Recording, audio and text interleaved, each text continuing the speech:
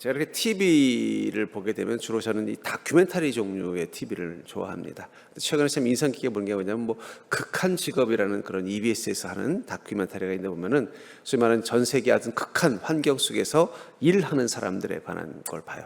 제가 그 보면서 인상적이었던 게 뭐냐면 저 어디 시베리아 같은 아주 외지고 추운 곳이나 혹은 산 깊은 어디 히말라야 우지에 소위 화물을 실어 나르는 이 기사들에 관한 걸 보면서 그 차들도 보면요, 우리가 이렇게 길거리에서 보는 그 멋진 화물차가 아니라 진짜 40-50년은 된 듯한 그런 털털거리는 화물차를 끌고, 그것도 잘 닦여지는 고속도로도 사람이 많은 그런 곳도 아니라 막 진흙탕에다가 막 위험한 벼랑을 지나갑니다. 근데 보면 그분들이 운전을 참 잘해요. 근데 제가 그걸 보면서 깨달은 게 뭐냐면, 운전을 잘한다는 게 두 가지 의미가 있구나.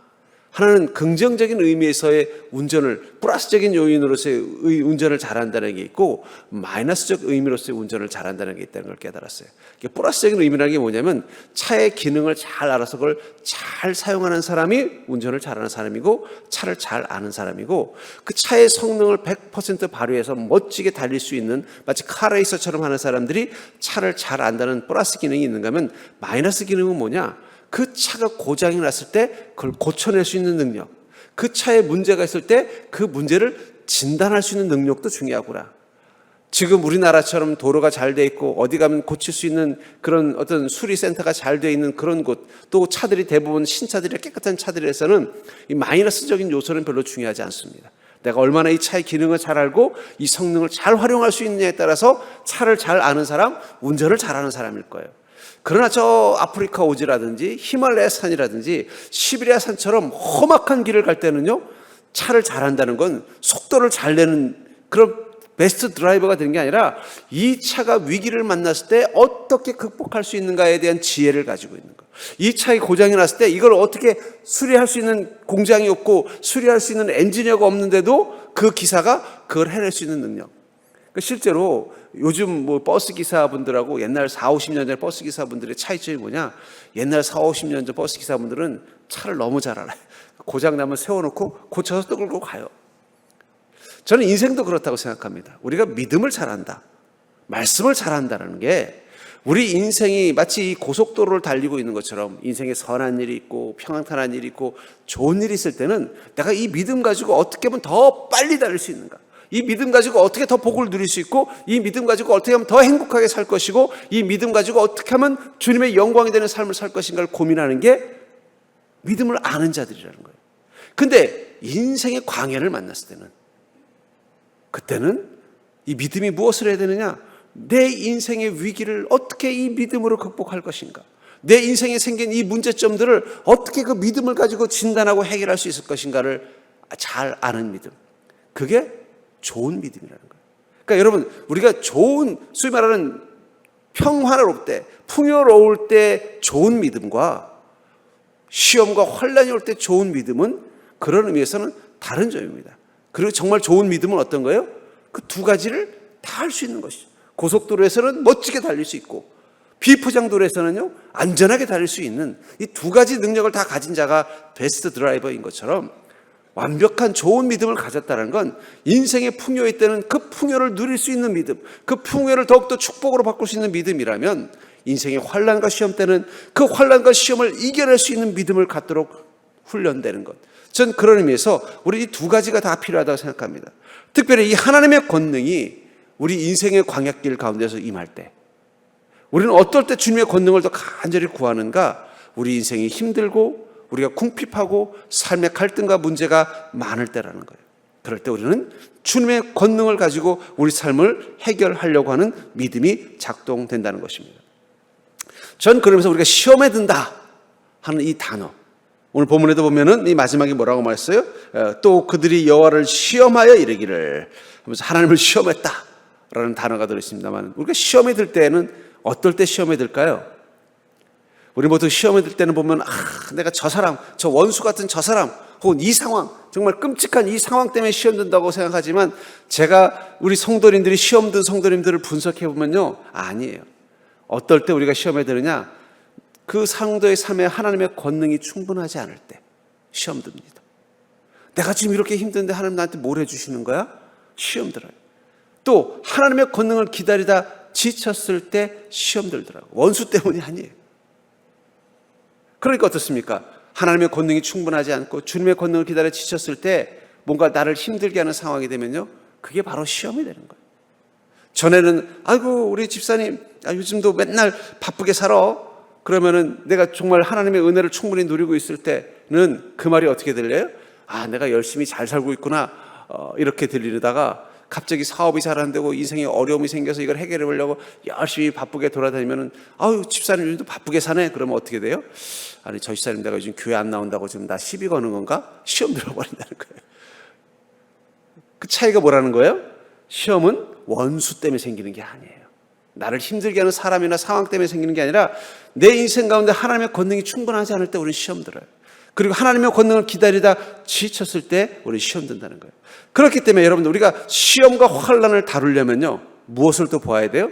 하나님의 권능이 어떤 것인지를 바로 알아야 우리는 우리의 시험을 잘 다루는 믿음이 된다는 거예요. 그래야만 우리 인생의 극한의 상황 가운데서도 어떻게 해요? 무사히 내 인생이라는 차를 안전하게 이끌어갈 수 있는 베스트 드라이버와 같은 인생을 살 수 있다는 것입니다. 오늘 본문은 그런 상황이죠. 이스라엘 민족이 광야를 통과하다가 물이 똑 떨어졌어요. 그 순간 이스라엘 민족들이 화가 나서 모세를 원망합니다. 그랬더니 모세도 화가 나서 하나님께 가서 원망하는 거예요. 저는 처음으로 이 모세가 하나님께 시험 든 장면을 봅니다. 왜 그래요? 부족하기 때문이라는 거예요. 하나님의 권능이 충분하지 않아서. 아무리 주님이 물을 주기를 기다리는데도 물을 주지 않으니까 그들은 시험에 빠진 것입니다. 근데 중요한 건 그 문제가 빠져서 시험에 빠져 있을 때도 결국은 그 시험의 고통으로부터, 그 시험의 늪으로부터 벗어날 수 있는 방법은 무엇밖에 없어요? 그건 하나님의 권능밖에 없다는 거예요.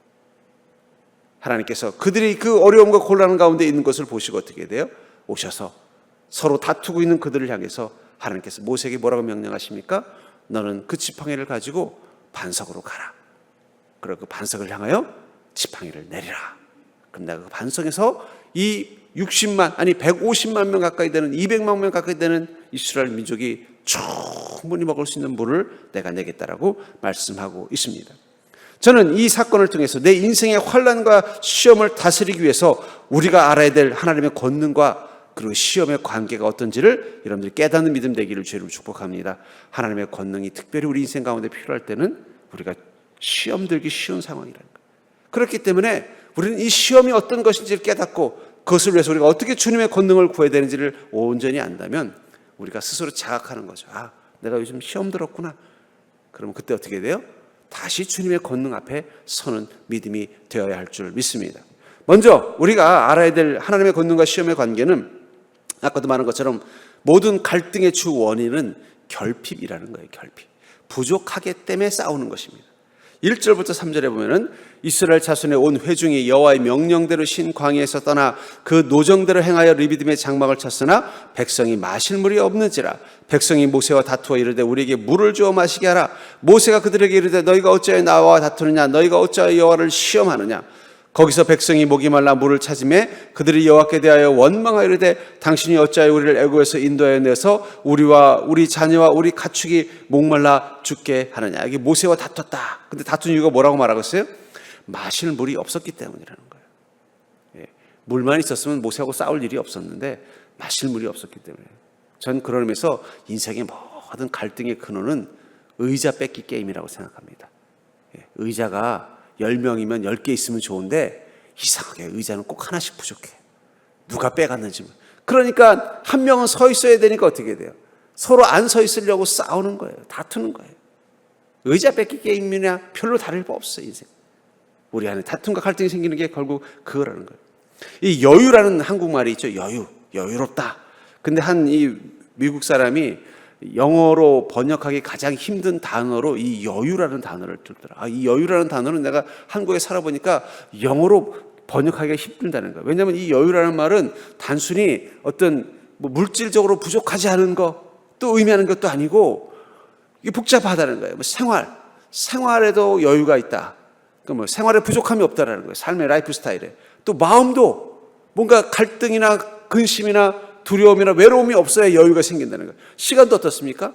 내가 목표로 하고 바라는 걸 할 수 있는 만큼의 시간이 있어요. 그러니까 이게 이 여유라는 단어는 되게 복합적인 단어고 이거는 번역하기 쉽지 않다는 거예요. 근데 우리는 이 단어를 너무 쉽게 하면서 내 인생에 여유가 없다라고 말하죠. 여유가 없다는 게 뭐예요? 결국 결핍이라는 거예요. 그러니까 우리의 결핍은 단순히 물질적인 결핍을 떠나서 영적인 결핍도 있고 또 정신적인 결핍도 있고 여러 가지가 복합적인 여유 없는 삶을 살다 보니까 어떻게 돼요? 스트레스가 생기고 그 스트레스는 어떻게 돼요? 우리도 모르게 자꾸 뭔가 다른 사람들의 태도에 대해서 부정적인, 그러니까 여름 되면 나오는 그 기상 캐스터가 여름만 되면 쓰는 단어가 있어요. 불쾌지수. 아니 더운데 왜 불쾌합니까? 저는 그것도 참 이상하더라고요. 여러분들 더우면 짜증나요? 너무 더운데 막 버스에 같이 있으면 짜증나는 사람 한번 손 들어보세요. 근데 난 찜질방 가서 짜증낸 사람은 한 명도 못 봤어요. 그보다 몇 배나 뜨거운 불가마 들어가서는 뭐라 그래요? 이거 시원하다 그러면서 도란도란 얘기를 해요. 그러니까 여러분 이제부터 버스 타거나 대중교통 타거나 할 때 여기가 어디다? 찜질방이다 생각하면요 짜증나지 않고 뭐가 생겨요?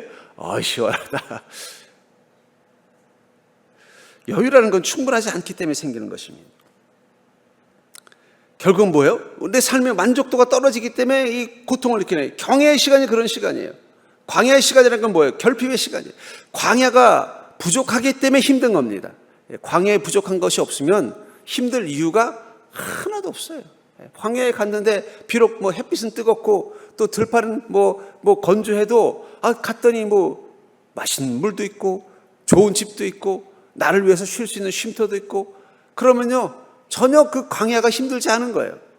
부족하기 때문에 힘든 겁니다. 그 부족함은 우리 마음 가운데 두려움을 주고 두려움은 원망, 다른 사람들 향해 투사돼서 원망이 생기고 그 원망과 원망이 부딪히면 뭐가 돼요?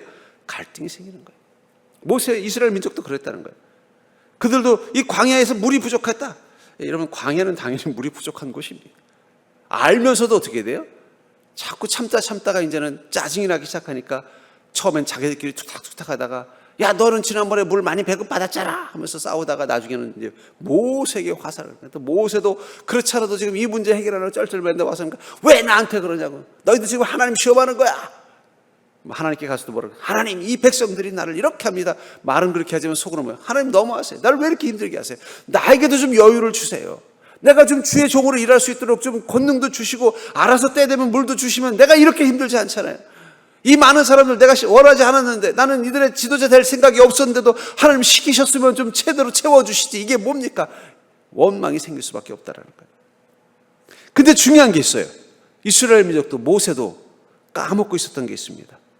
이 부족한 게 당연한 이 광야.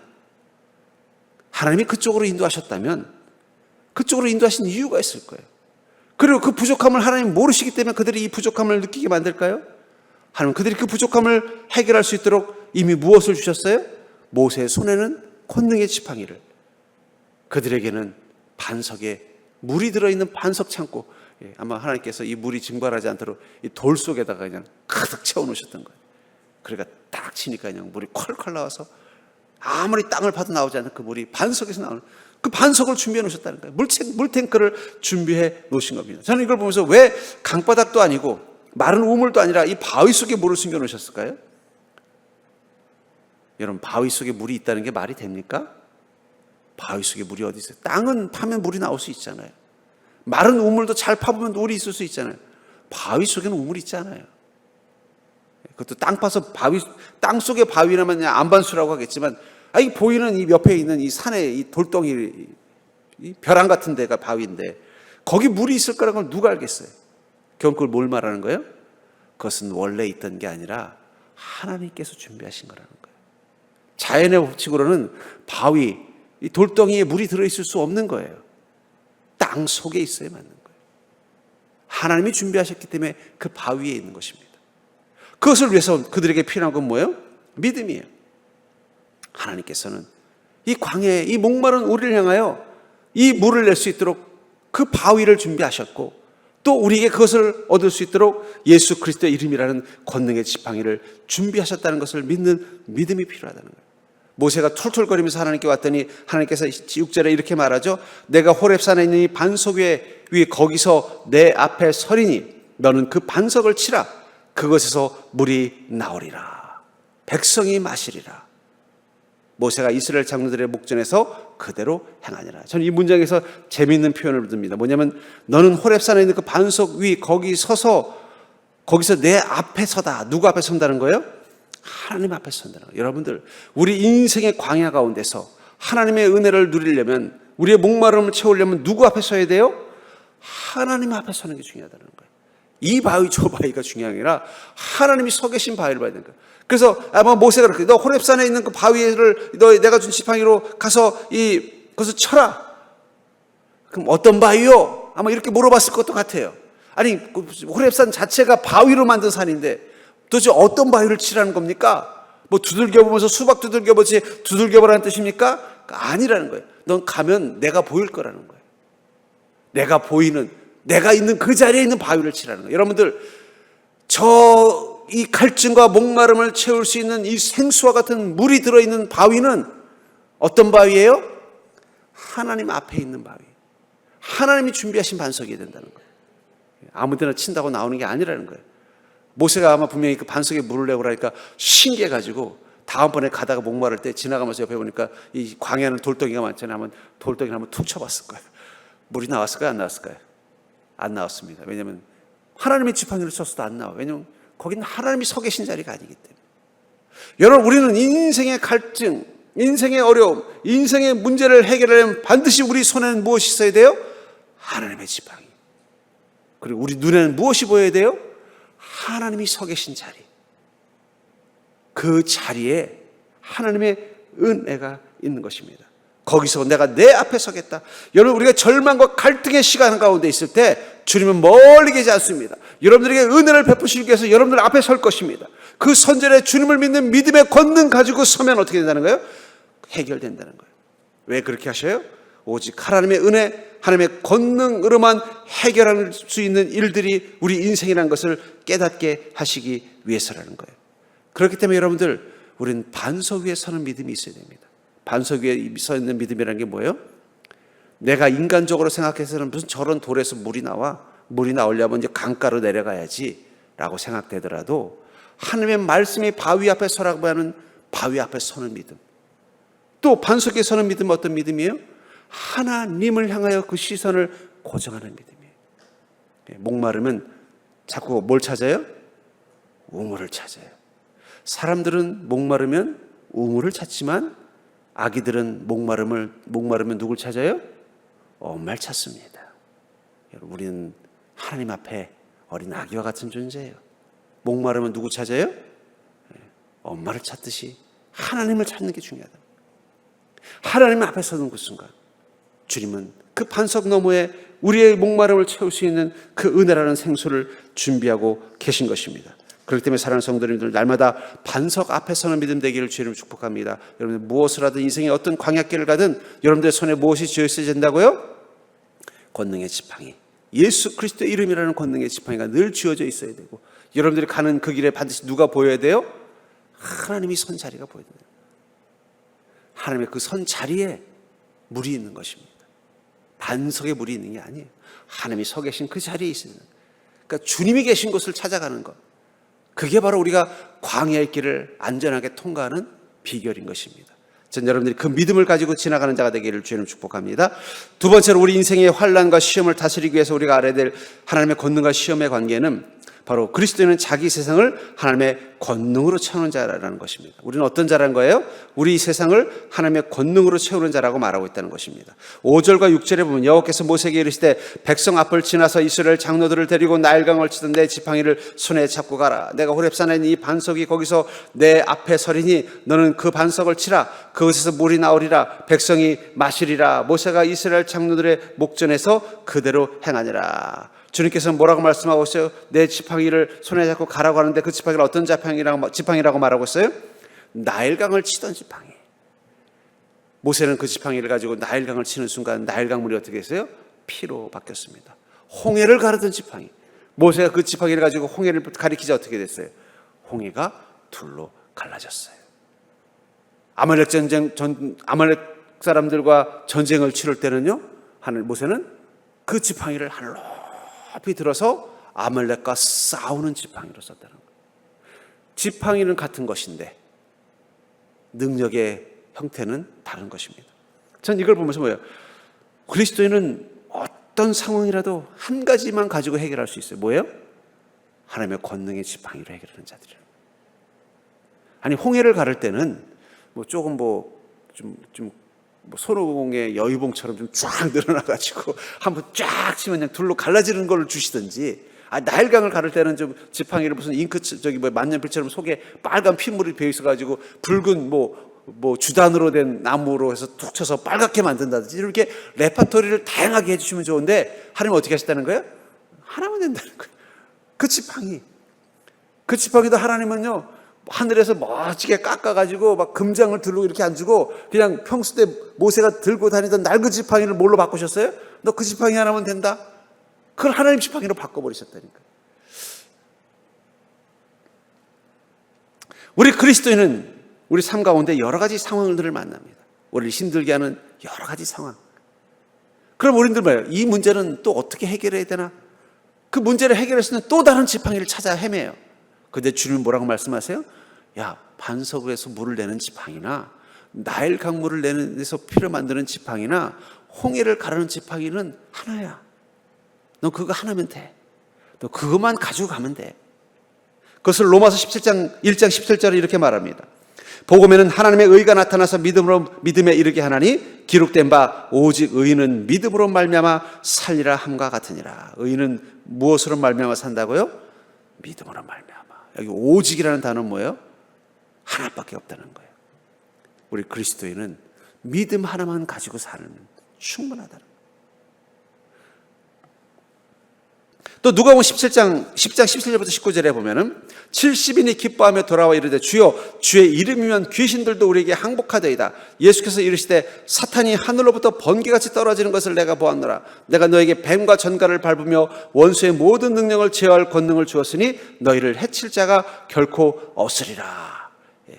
뭐라고 말하고 있어요? 주여 주의 이름이면 귀신들도 우리에게 항복하되이다. 예수님의 70명의 제자, 처음엔 예수님이 12명의 제자만을 둔 게 아니라 70명의 제자를 뒀고 그들을 또 12로 분류했습니다. 아마 지파를 상징하기 위해서 구분한 것 같아요. 근데 그 70명의 제자들이 갔다 와서 뭐라고 그래요? 아이고 주님, 내가 주님의 이름만 불러도 귀신들이 다 항복하던데요. 그랬더니 주님 뭐라고 말씀하세요? 내가 너에게 뱀과 전갈을 밟으며 원수의 모든 능력을 제어할 권능을 주었다. 예수 그리스도의 이름은 원수의 모든 능력을 제어할 권능이라고 말하고 있다는 거예요. 여러분들, 우리 인생을 힘들게 하는 원수들, 그것은 다양한 상황으로 우리 앞에 나타날 때가 있다는 거예요. 어떨 때는 경제적인 문제가 원수로 보이고, 어떨 때는 내게 소중한 사람이 원수로 보일 때도 있고, 어떨 때는 내 몸뚱이가 원수처럼 보일 때도 있고, 어떨 때는 내 마음에 뭔가 이 연약함이 원수처럼 보일 때도 있지만, 중요한 건 그 모든 능력을 제어할 권능을 주님은 우리에게 주셨다는 거예요. 그게 바로 예수 그리스도의 이름이라는 것입니다. 저는 이 성경에 있는 이 믿음, 말씀과 진리를 가지고 살아가는 인생이 그리스도인의 인생이라고 생각하는데, 여러분들 어떤 분은 그것을 풍부하게 사용하는 사람이 있고 어떤 분은 그냥 교회 생활하는 데만 사용하는 사람도 있어요. 세계적인 석학들을 보면요, 특별히 이 서양의 유명한 석학들을 보면요, 그 석학들이 가지고 있는 철학적인 이론의 근거가 다 어디서 나왔는지 아세요? 성경을 보다가 발견한 것들이 많아요. 우리 마르크스의 공산주의, 그것도 다 성경에서 근거한 거예요. 초대교회가 그런 공동체를 이룬 적이 있습니다. 성경에 있는 걸, 또 소위 말하는 이 프로테스탄트 윤리학, 그래서 우리 윤리주의라 그래서 소위 말하는 이제 우리 지금 현대 자본주의의 출발, 나에게 맡겨진 소유를 마치 그 열심을 다해서 모으고 늘리고 그것은 주님의 것이다. 그게 바로 달란트 비유에서 바로 지금 우리가 알고 있는 이 자본주의적 가치관, 기독교적인 자본주의 가치관이 이 달란트 비유에서 나왔어요. 그러니까 어떤 사람은 그거 하나 가지고 뭘 만나요? 우주를 만나요. 어떤 사람은 빅뱅 이론, 이런 빅뱅 이론도 다 성경에서 나온 겁니다. 빛이 있어라. 거기서부터 우주 창조의 이론이 시작이 되잖아요. 분명히 그 빅뱅 이론의 출발도 뭐예요? 성경. 아인슈타인도 사실은 그리스도, 기독교, 하나님을 존재를 믿었습니다. 물론 이제 인격적 하나님에 대한 믿음이 있는지는 회의적이지만 적어도 신의 존재, 이 창조한 창조주가 있다는 걸 믿었다는. 그 다 어디서 봤어요? 성경 읽으면서 거기서 그런 상상력이 만드는. 그러니까 여러분, 자녀들을 똑똑하게 만들려면 성경을 읽히는 게 중요한 거예요. 성경을 많이 읽도록 하는 거 중요해요. 왜냐하면 성경 속에서 읽는 이야기들을 통해서 이 우주 삼라만상의 진리의 기준을 볼 수 있기 때문에 그런 거예요. 마찬가지로 우리 인생의 문제 하나 해결하는 거, 여러분, 우주도 성경을 통해서 깨달을 수 있는데 우리 인생의 문제 하나 진단하는 게 성경에 없겠습니까? 충분히 있어요. 충분히. 믿음 하나만 가지고도 우리 인생의 문제 충분히. 여러분들은 왜 나는 맨날 이런 어려움, 뭔가 제가 참 가끔 그럴 때가 있어요. 목사님, 저는 제 인생을 자서전을 쓰면 10권도 쓴대요. 어떤 인생이니까 들어오면요, 저는 목회하지 않으니까 수많은 우여곡절의 인생들을 봤잖아요. 그 인생이 다 그 인생이더라고요. 본인은 대단한 인생을 산 것처럼 보이지만 제 눈에는요, 제가 그런 분들을 많이 봤습니다. 착각하지 마세요. 우리는 우리 인생이 뭔가 특별한 고통을 겪고 있다고 말하지만 해 아래 새 것 없어요. 그렇기 때문에 성경에 답이 있어요.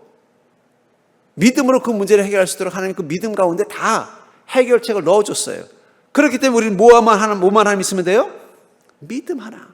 예수 그리스도의 이름을 믿고 선포하는 믿음 하나만 있어도 세상에 그 어떤 것도 다 해결할 수 있는 그 권능이 된다고 말하고 있다는 것입니다.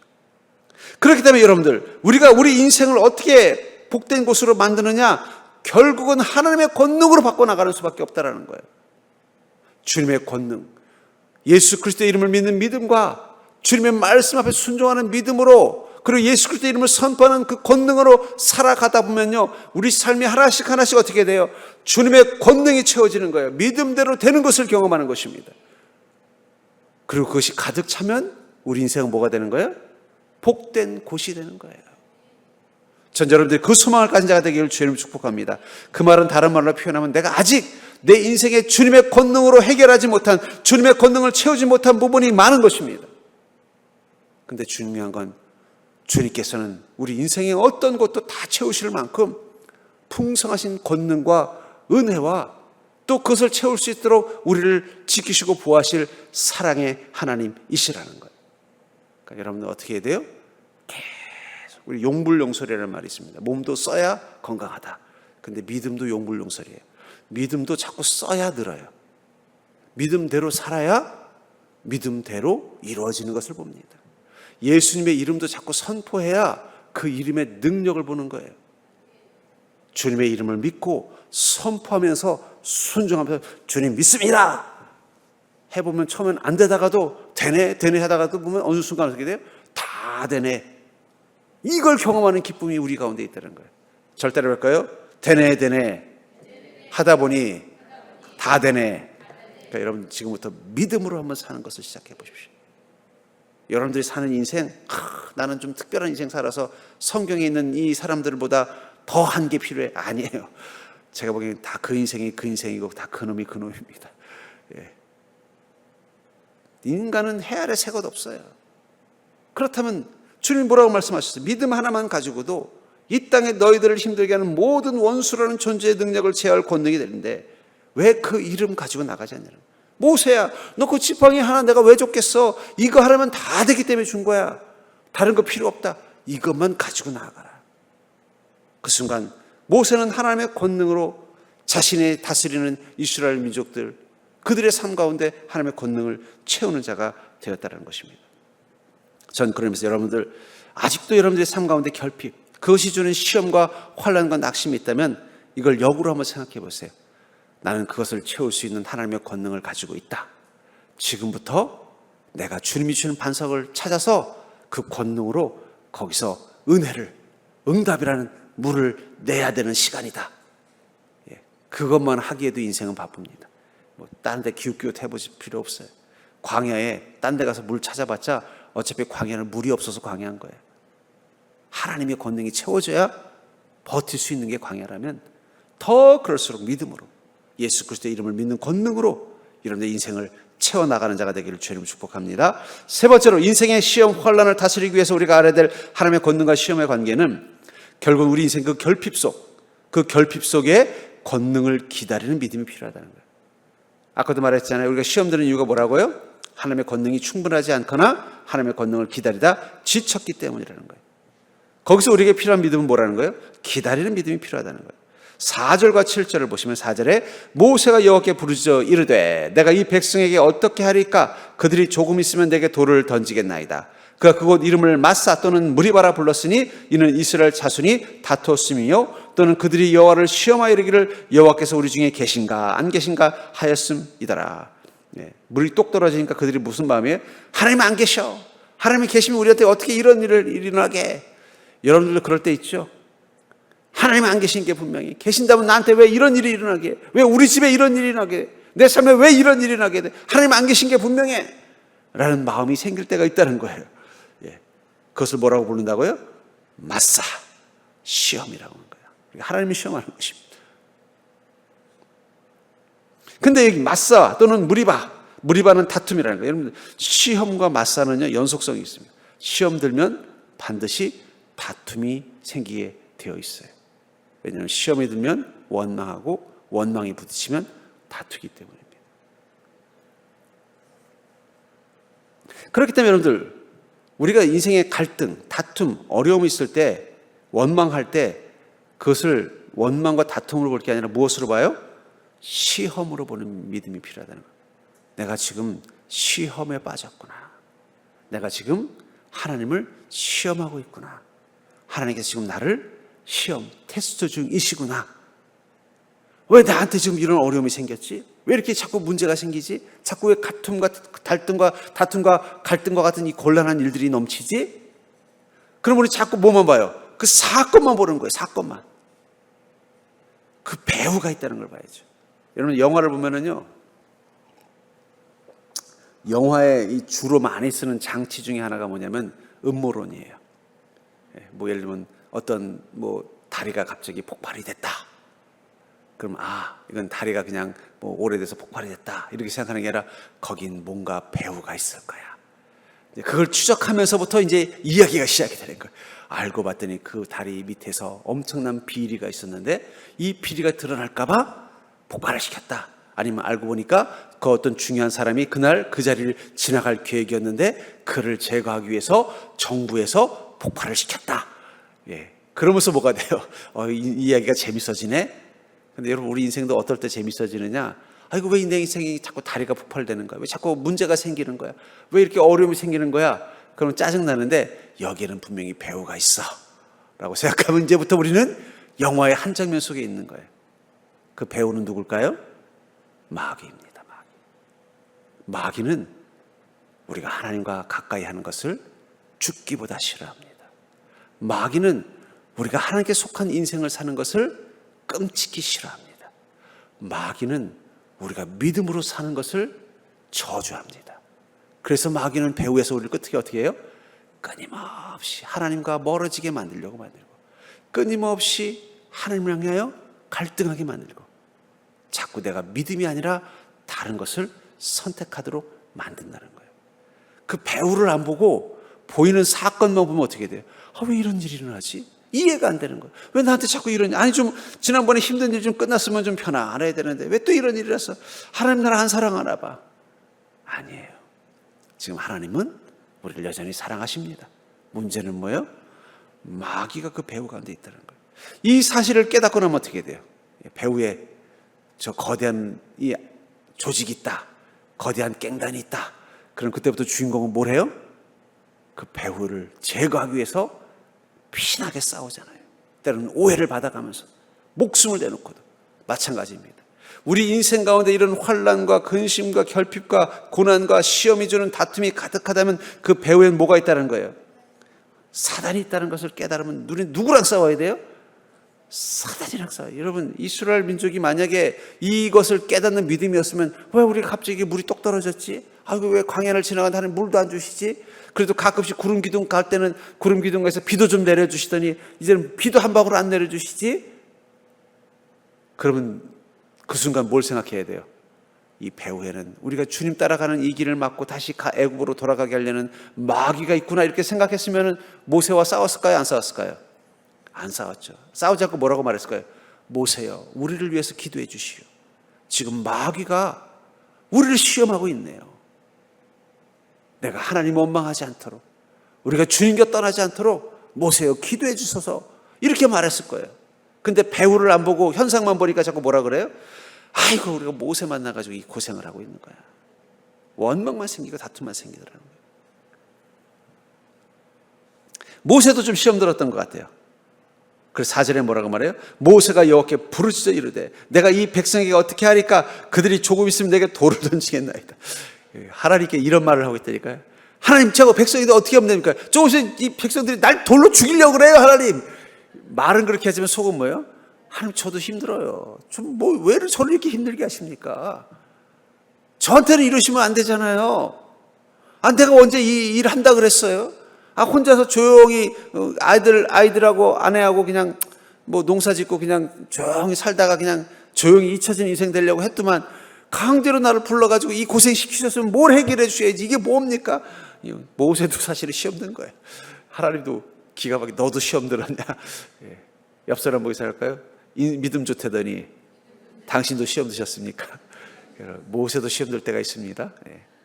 근데 왜 시험 들었어요? 모세는 뭘 본 거예요? 백성들이 원망하는 걸 봤기 때문에 시험 든 거예요. 백성들이 원망하는 게 아니라 마귀가 흔들고 있는 걸 봤어야죠. 그랬으면 어떻게 되겠어요? 무릎 꿇고 기도해야죠. 실제로 그렇습니다. 이스라엘 민족이 우상 숭배를 하다가, 금송아지 숭배를 하다가 하나님께서 그들을 다 진멸하려고요.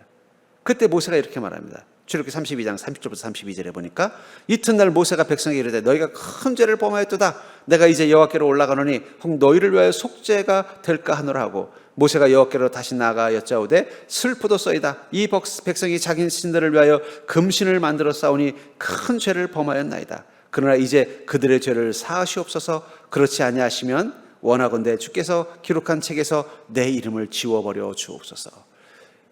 모세가 이 이스라엘 민족의 어리석음을 보고 전번에는 아이고 하나님, 얘네들이 날 죽이려고까지 하네요, 원망했던 그가 이제는 그 배후에 마귀가 있다는 걸 아니까 어떻게 돼요? 우상을 숭배한 그 백성들, 그것 때문에 이제 하나님께 진노받아서 이제는 마귀가 원하는 대로 될 것 같으니까 어떻게 해요?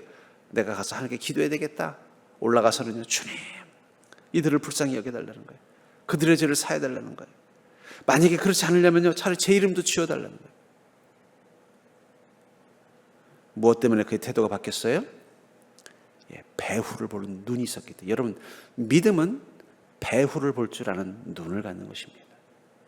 보이는 현상, 나를 힘들게 하는 것들, 그것만 보면 시험 들어요. 그래서 어떻게 돼요? 자꾸 싸우고 다투고 원망해요. 그 너머에 뭐가 있는 거예요? 마귀가 있는 거예요. 내가 주님 곁으로부터 멀어지게 하려는 마귀의 장난이 있는 거예요. 내가 주님을 원망하고 저주하게 만드는 마귀의 장난이 있는 거예요. 내가 주님의 은혜를 누리지 못하도록 내 손에서 하나님의 권능의 지팡이를 버려버리게 하려는 마귀가 있다는 거예요. 그걸 깨달으면 어떻게 되겠어요? 모세처럼 무릎 꿇고 회개 기도하는 거예요. 여러분, 시험을 이기는 가장 좋은 방법은 뭔지 아세요? 죄를 위하여 회개 기도하는 것입니다. 주님, 이 시험에 빠진 저를 용서하여 주옵소서. 제가 어리석어서 마귀 앞에서 이렇게 놀아나고 있는 저를 용서하여 주옵소서. 내 안에 어리석은 마음이 올라와서 분노하고 원망하고 낙심하고 슬퍼하고 있습니다. 이 어리석은 마음, 마귀가 심어준 죄입니다. 용서하여 주시옵소서. 여러분, 시험을 이기는 최고의 비법은 기도하는 것입니다. 왜냐하면 기도의 특징 속에는 누구에게 기도하는 거예요? 하나님께 기도하는 거예요. 하나님께 무엇을 기도하는 거예요? 권능을 요청하는 거예요. 하나님 도와주세요. 그 권능의 지팡이로 내 인생의 반석에 물을 내주세요. 그리고 그 기도의 특징은 뭐예요? 응답할 때까지 기다리는 것입니다. 마치 엘리야가 비가 오기를 7번이나 무릎 사이에 얼굴을 숙이고 계속 기도했던 것처럼, 바로 그 기도의 특징이기 때문에 시험을 이기는 최고의 방법은 기도예요. 하나님을 향하여 시선을 교정하게 하고 주님의 권능을 요청하고요, 주님의 응답이 있을 때까지 그 기다림을 멈추지 않는 기도의 시간. 저는 그 밀레의 만종이라는 그림을 한번 보여줄까요? 여러분 잘 아는 그림이죠? 이게 뭐 하는 거예요? 감자를 캐다가, 뭐 다른 해석법도 있습니다만 어쨌든 밀레는 감자를 캐다가 해가 지니까 감자도 밭도 다 캐지도 못했어요. 보면 알겠지만, 그렇죠? 저기 보니까 뭐 저 뒤에 감자 담은 푸대가 몇 개 안 되는 거 보니까 얼마 못 캐겠어요. 그런데도 뭘 하고 있어요? 기도하면서 하루를 마무리하고 있는. 근데 제가 이걸 보다 문득 그 생각이 들었어요. 저 주인공, 저 농부들은 그날만 기도했을까요? 매일매일 자기 밭에서 기도했을까요? 봄에 감자를 심을 때부터 기도했을까요? 여보, 우리 기도합시다. 이 감자가 이 안에서 잘 자랄 수 있도록 하나님이 권능으로 붙잡아 달라고 기도합시다. 또 거기 자라는데 보니까 잡초가 생기면 여보, 또 기도합시다. 이 잡초를 하나님께서 막아주셔서 이 감자들이 잘 자랄 수 있도록 기도합시다. 비가 오고 바람 불 때 또 기도합시다. 어쩌면 이 농부에게 저 감자밭은 감자를 키우고 감자를 거두는 것이 아니라 하나님의 은혜를 기도로 기다리는 자리예요. 하나님께서 권능을 베푸셔서 그 감자가 수해를 당하지 않고 해충의 피해를 당하지 않고 들짐승에게 먹히지 않고 잘 자라줘서 그 가을에 잘 수확이 돼서 우리 가족들이 겨울을 날 수 있는 좋은 양식이 되게 하려면은 하나님의 권능이 없으면 안 된다는 걸 아는 거예요. 연약한 이 두 사람이 그걸 어떻게 막겠어요? 멧돼지 떼가 와가지고 훑고 들어간 걸 어떻게 막겠어요? 태풍이 불어와서 그걸 다 쓸어가는 걸 어떻게 막겠어요? 메뚜기 떼들이 와가지고 다 잎을 갉아먹는 걸 어떻게 막겠어요? 그들이 할 수 있는 건요, 심어놓고 거두는 거 말고는 할 수 있는 게 없어요. 그들이 할 수 있는 건 유일하게 한 가지입니다. 기도하는 거예요. 농부들에게, 저 두 농부에게 그 감자밭은 감자를 심고 수확하는 곳이 아니라 하나님의 은혜를 구하는 자리요, 하나님의 은혜를 기다리는 자리예요. 여러분들의 인생이라는 감자밭은 여러분들이 수고한 것을 거두는 자리가 아닙니다. 하나님의 은혜를 기다리는 자리요, 하나님의 은혜가 임하기를 기도하는 자리라는 거예요. 저 두 농부는 매일매일, 여러분 우리나라 왜 새벽 기도가 우리나라가 성공했는지 아세요? 예수 믿는 농부들이, 우리나라가 뭐 일제시대 때 농경사회였으니까 사람들이 농사 짓는 거 말고는 뭐 특별한 일이 없어요. 그럼 농부들은 농사 지을 때 뭐가 제일 중요해요? 비 많이 안 오고 적당히 오고 태풍 오지 않고 벙충에 안 끼고 들짐승 안 생기고. 그래서 농부는 새벽마다 일어나면 어떻게 돼요? 해도 뜨기 전에 일어나서 교회 먼저 가서 기도하는 거예요. 하나님, 이제 지금 요즘 비가 온다고 하는데 우리 심어놓은 이 감자들 썩지 않도록 도와주시옵소서. 그리고 마치고는 어떻게 해요? 밭에 가가지고 오전에 가서 돌봐주고 오는 거예요. 그래서 우리나라 새벽 예배가 잘 된 거예요. 아마 저 밀레 저 주인공이 말하는 새벽 예배 원조일 수도 있습니다. 여러분, 우리 인생, 여러분들 인생은 여러분들이 수고한 것을 거두는 자리가 아닙니다. 주님의 은혜를 기다리는 자리예요. 주님의 은혜를 기다리면서 그곳에서 저 두 부부처럼 기도하는 자리에 돼요. 그 순간 어떻게 돼요? 하나님의 은혜가 그것을 채우는 것입니다. 저는 여러분들이 그 놀라운 은혜를 경험하는 인생이 될 수 있기를 주의 이름으로 축복합니다. 그래서 베드로전서 5장 6절부터 7절에 보니까 그러므로 하나님의 능하신 손 아래서 겸손하라. 때가 되면 너희를 높이시리라. 우리 인생 가운데 하나님이 높이시는 그 시간, 이 광야의 절망과 고통에서 벗어나는 그 순간, 주님의 축복과 약속이 이루어지는 그 시간, 때가 되어야만 이루어진다는 거예요. 그런데 그때까지 어떻게 된다는 거예요? 하나님의 능하신 손, 주님의 그 권능 앞에 겸손한 믿음 가지고 너희 염려를 다 주께 맡기라. 주님께 내 두려움과 연약함을 다 맡기고 가라는 거예요. 이는 그가 너희를 돌보심이라. 전 여러분들의 인생 가운데 주님께서 권능으로 함께 계심을 믿으시기 바랍니다. 때가 되면 여러분들을 높여 주실 것입니다. 그 반석에서 물이 나올 때까지 지금 우리에게 필요한 건 뭐예요? 겸손한 믿음으로 주님의 능력 앞에 무릎 꿇고 주의 은혜가 아니면 살아갈 수 없음을 고백합니다. 하면서 여러분들 모든 염려를 원망과 시험되지 않도록 주님께 맡기십시오. 그러면 주님이 여러분들의 인생을 돌보아 주실 것입니다. 그 놀라운 은혜를 누리는 복된 인생이 되기를 주의 이름으로 축복합니다.